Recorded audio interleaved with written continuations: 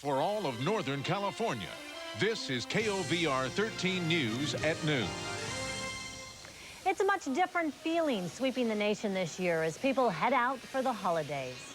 Good afternoon. Our top story at this hour, a new climate for Thanksgiving travelers. The thoughts of food and family are mixed in now with concern for safety and security.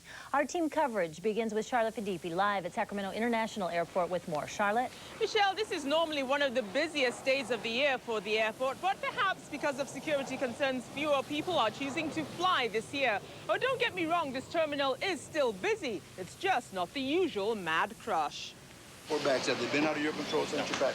There's a steady stream of passengers who are still choosing to fly home for the holidays. Just debated about driving down, then heard the roads will be pretty crowded too. So we just got an early start and got to the airport and figured we'd do fine. AAA says fewer people are choosing to board planes this time of year, but for some, flying is still the only viable option. If I got to be in Sacramento and I live in Palm Beach, I ain't walking and I'm not driving.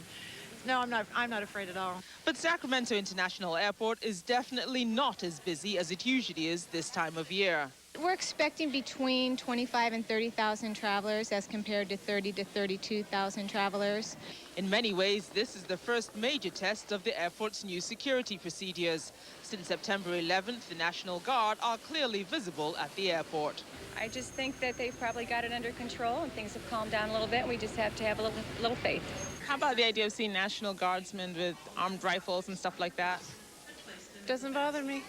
They've been trained. I'd rather see them with the rifles than somebody else. Now, if you are choosing to fly, the normal rules still apply. Arrive at the airport about 2 to 2.5 hours before your flight. Bring plenty of patience with you because of those security searches. And be prepared to spend a little more time looking for parking. That's because the parking lots near the terminals are closed. You now have to park in remote parking. And that's not because there's been a huge influx of people flying. It's because of new FAA regulations, which means there are less parking spaces available close to the terminals. I'm Charlotte Fadipi reporting live. Back to you. It seems like people are accepting all these changes. All right. Thank you, Charlotte.